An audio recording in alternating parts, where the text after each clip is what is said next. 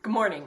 I'm Reverend Anna C. Ginn, and it is a joy to be with you today to read from the Revised Common Lectionary, Year B, for November 1st. O Lord, open my lips, and my mouth shall proclaim your praise. Psalm 51, verse 15. You created the day and the night, O God. You set the sun and the moon in their places. You set the limits of the earth. You made summer and winter. Psalm 74, verses 16 through 17. Our first reading today comes from Psalm 68, verses 1 through 10. Hear the word of the Lord. Let God rise up.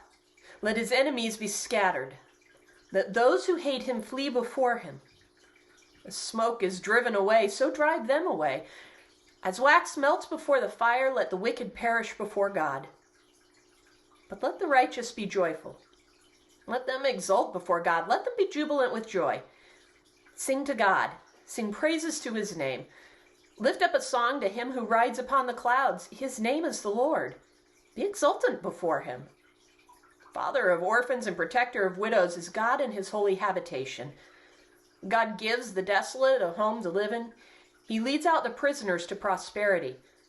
But the rebellious live in a parched land. O God, when you went out before your people, when you marched through the wilderness, the earth quaked, the heavens poured down rain at the presence of God, the God of Sinai, at the presence of God, the God of Israel. Rain in abundance, O God, you showered abroad. You restored your heritage when it languished. Your flock found a dwelling in it. In your goodness, O God, you provided for the needy. Our first Older Testament reading for today comes from Nehemiah chapter 6, verses 1 through 19. Now, when it was reported to Sanballat and Tobiah and to Geshem the Arab and to the rest of our enemies that I had built the wall and that there was no gap left in it, though up to that time I had not set up the doors and the gates, Sanballat and Geshem sent to me, saying, Come, let us meet together in one of the villages in the plain of Ono. But they intended to do me harm. So I sent messengers to them, saying, I am doing a great work and I cannot come down. Why should the work stop while I leave to come down to you? They sent to me 4 times in this way, and I answered them in the same manner. In the same way, Sanballat, in the 5th time, sent his servant to me with an open letter in his hand. And it was written, It is reported among the nations, and Geshem also says it, that you and the Jews intend to rebel. That is why you are building the wall, and according to this report, you wish to become their king. You have also set up prophets to proclaim in Jerusalem concerning you, there is a king in Judah. Now it will be reported to the king according to these words. So come, and let us confer together. Then I sent to him, saying, No such things as you say have been done. You are inventing them out of your own mind. For they all wanted to frighten us, thinking, Their hands will drop from the work, and it will not be done. But now, O God, strengthen my hands. One day, when I went into the house of Shemaiah, son of Delaiah, son of Mehetabel, who was confined to his house, he said, Let us meet together in the house of God within the temple, and let us close the doors of the temple, for they are coming to kill you. Indeed, tonight they are coming to kill you. But I said, Should a man like me run away? Would a man like me go into the temple to save his life? I will not go in. Then I perceived and saw that God had not sent him at all, but he had pronounced the prophecy against me because Tobiah and Sanballat had hired him. He was hired for this purpose, to intimidate me and make me sin by acting in this way, and so they could give me a bad name in order to taunt me. Remember Tobiah and Sanballat, O my God, according to these things that they did, and also the prophetess Noadiah and the rest of the prophets who wanted to make me afraid. So the wall was finished in the 25th day of the month of Elul, in 52 days. And when all our enemies heard of it, all the nations around us were afraid and felt greatly in their own esteem, for they perceived that this work had been accomplished with the help of our God. Moreover, in those days the nobles of Judah sent many letters to Tobiah, and Tobiah's letters came to them. For many in Judah were bound by an oath to him, because he was the son-in-law of Shechaniah, son of Ara, and his son Johanan had married the daughter of Meshullam, son of Berechiah. Also they spoke of his good deeds in my presence and reported my words to him. And Tobiah sent letters to intimidate me. Our second Older Testament reading for today comes from Ezra chapter 3, verses 1 through 13. When the 7th month came and the Israelites were in the towns, the people gathered together in Jerusalem.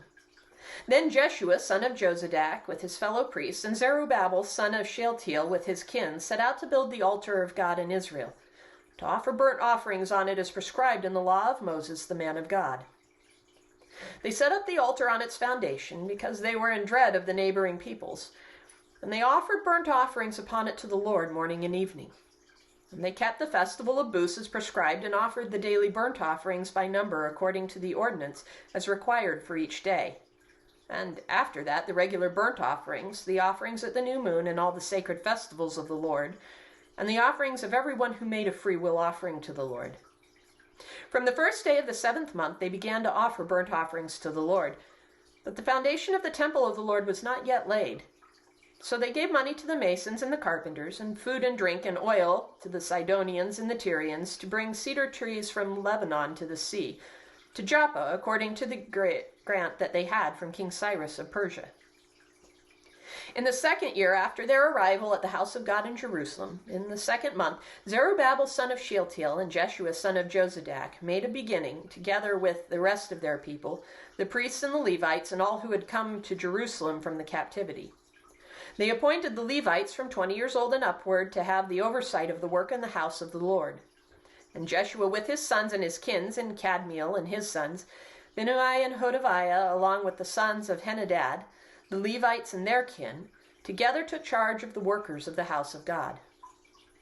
When the builders laid the foundations of the temple of the Lord, the priests in their vestments were stationed to praise the Lord with trumpets, and the Levites and the sons of Asaph with cymbals, according to the direction of King David of Israel. And they sang responsively, praising and giving thanks to the Lord, for he is good, for his steadfast love endures towards Israel forever. And all the people responded with a great shout when they praised the Lord, because the foundation of the house of the Lord was laid. But many of the priests and Levites and heads of the family, old people who had seen the first house in its foundations, wept with a loud voice when they saw this house, though many shouted aloud for joy, so that the people could not distinguish the sound of the joyful shout from the sound of the people's weeping, for the people shouted so loudly that the sound was heard far away. Our Newer Testament reading for today comes from Revelation chapter 10, verses 1 through 11. The Apostle John speaks. And I saw another mighty angel coming down from heaven, wrapped in a cloud with a rainbow over his head. His face was like the sun, and his legs like pillars of fire. He held a little scroll open in his hand. Setting his right foot on the sea and his left foot on the land, he gave a great shout like a lion roaring. And when he shouted, the 7 thunders sounded. And when the 7 thunders sounded, I was about to write, but I heard a voice from heaven saying, "Seal up what the 7 thunders have said, and do not write it down." Then the angel whom I saw standing on the sea and the land raised his right hand to heaven and swore by him who lives forever and ever, who created the heaven and all that is in it, the earth and what is in it, and the sea and what is in it. There will be no more delay.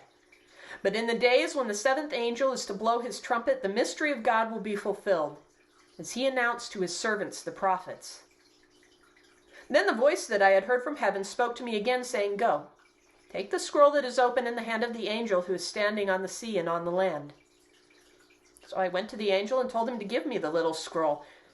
And he said to me, "Take it and eat it. It will be bitter to your stomach, but sweet as honey in your mouth." So I took the little scroll from the hand of the angel and ate it. It was sweet as honey in my mouth, but when I had eaten it, my stomach was made bitter. Then he said to me, "You must prophesy again about many peoples and nations and languages and kings." Our gospel reading today comes from Matthew chapter 13, verses 36 through 43. Then he, that is Jesus, left the crowds and went into the house. And his disciples approached him, saying, "Explain to us the parable of the weeds of the field." He answered, "The one who sows the good seed is the Son of Man. The field is the world, and the good seed are the children of the kingdom. The weeds are the children of the evil one, and the enemy who sowed them is the devil. The harvest is at the end of the age, and the reapers are angels. Just as the weeds are collected and burned up with fire, so will it be at the end of the age. The Son of Man will send his angels, and they will collect out of his kingdom all causes of sin and all evildoers. They will throw them into the furnace of fire, where there will be weeping and gnashing of teeth. Then the righteous will shine like the sun in the kingdom of their Father. Let anyone with ears listen. This is the word of the Lord. If you've enjoyed today's readings, I encourage you to like, subscribe, and share, and I will see you back here tomorrow. God bless.